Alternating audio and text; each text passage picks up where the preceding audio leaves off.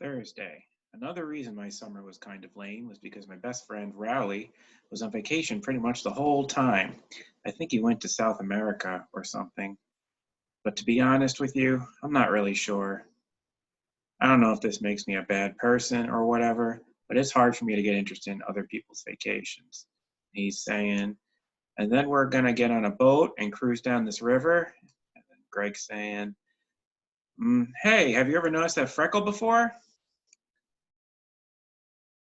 Besides, it seems like Rowley's family is always traveling to some crazy place in the world, and I can never keep their trips straight. The other reason I don't care about Rowley's trip is because whenever Rowley comes back from one of his vacations, he always crams it down my throat. Last year, Rowley and his family went to Australia for 10 days, but from the way he acted when he got back, you'd think he lived there his whole life. He's saying, good day, mate.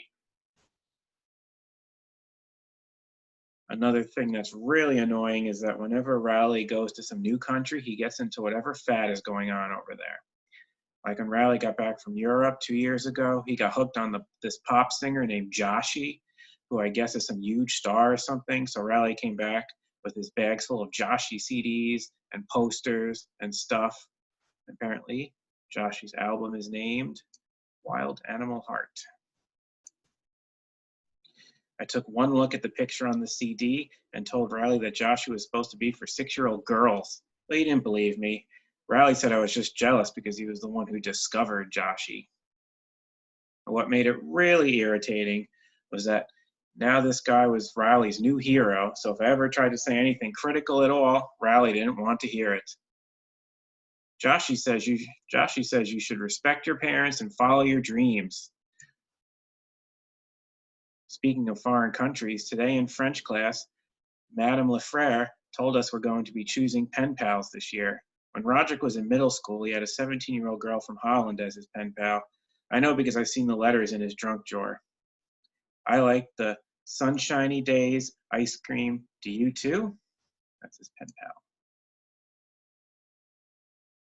When Madame Lefrere handed out the forms, I made sure I checked off the boxes that would get me a pen pal just like Rodrick's. But after Madame Lefrere read over my form, she made me start over and pick again. She said I had to choose a boy who is my age, and he has to be French, so I don't exactly have high hopes for my pen pal experience. Je m'appelle Felipe.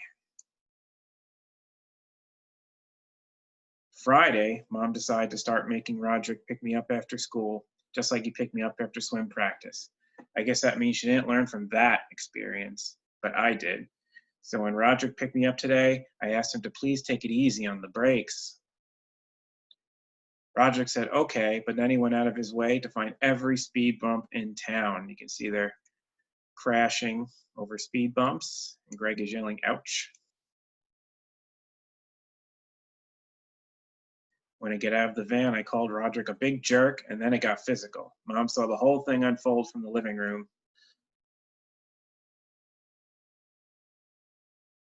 Mom made us come inside, and she sat us down at the kitchen table. Then she said me and Rodrick were going to have to settle our differences in a civil manner.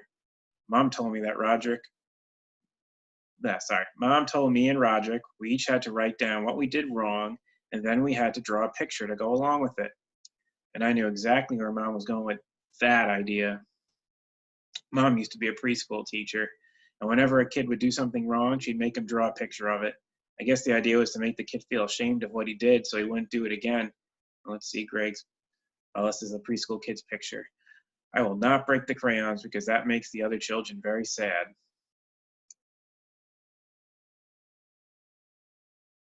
Well, Mom's idea might have worked great on a bunch of 4-year-olds, but she's going to have to think of something better if she wants me and Rodrick to get along.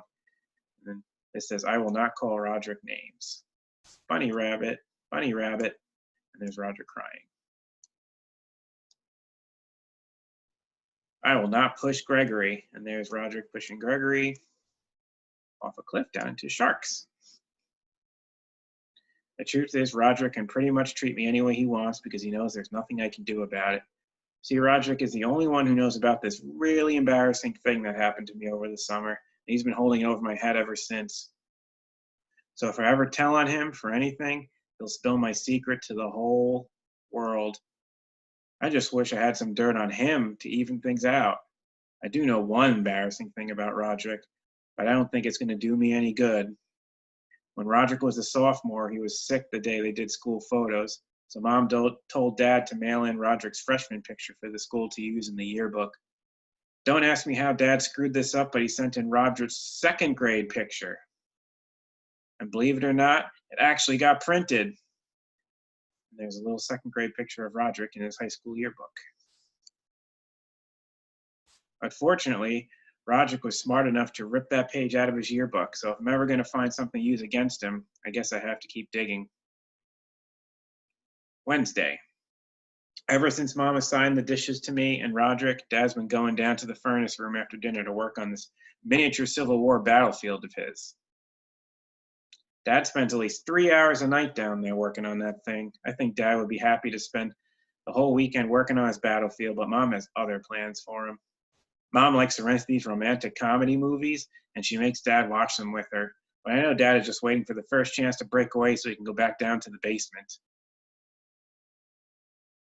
Whenever Dad can't be down in the furnace room, he makes sure us kids keep away from it.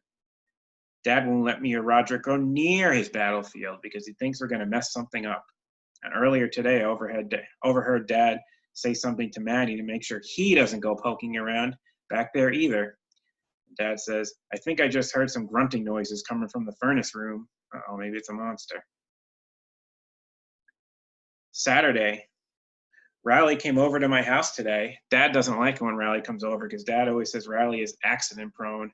I think it's because this one time Riley was eating dinner here and he dropped a plate and broke it. So now Dad has this idea that Riley is going to ruin his Civil War battlefield in one klutzy move, like jumping on a trampoline onto it. Whenever Riley comes over to my house these days, he gets the same greeting. The basement is off limits. Yes, sir. Riley's dad doesn't like me either. That's why I don't go over his house much anymore. The last time I spent the night at Riley's, he watched this movie where some kids taught themselves a secret language that no grown-ups could understand. And this is the secret language. Beagle Bottle Bork. Translation, at exactly 2:30 p.m., let's all drop our books on the floor. Me and Riley thought that was pretty cool, and we tried to figure out how to talk in the same language the kids were using in the movie, but we couldn't really get the hang of it, so we made up one of our own secret languages. Then we tried it out at dinner. You're Papa, Dad Pa, smells like Pa, woman Pa. And then Rodrick's, Riley's laughing.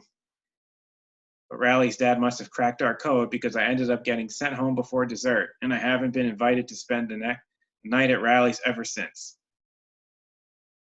And there's him getting kicked out of Riley's house. Dad doesn't look too happy. When Riley came over to my house today, he brought a bunch of pictures from his trip with him. He said the best part of his vacation was when they went on a river safari, and he showed me all those blurry pictures of birds and stuff. Now, I've been to the Wild Kingdom amusement park a bunch of times, and they have this river rapids ride where they have these awesome robot animals like gorillas and dinosaurs. If you ask me, Riley's parents should have just saved their money and taken him there instead. Let's see. Greg saying, did you see the sharks fighting giant tarantulas on your safari? No, and sharks don't fight tarantulas. Well, at Wild Kingdom they do. But of course, Riley didn't want to hear about my experiences, so he just gathered up his pictures and went back home. Tonight after dinner, Mom made Dad watch one of those movies she rented again, but Dad really wanted to work on a Civil War battlefield. When Mom got up to go to the bathroom, Dad stuffed a bunch of pillows under the blanket on his side of the bed to make it look like he was asleep. Mom didn't find out about Dad's decoy until after the movie was over. Uh-oh, busted. She made Dad come to bed even though it was only 8:30. And now Manny sleeps in Mom and Dad's bed because he's afraid of the monster that lives in the furnace room. There's Mom, Dad, and then Manny. All right, I think we will end it here, and we'll keep going tomorrow.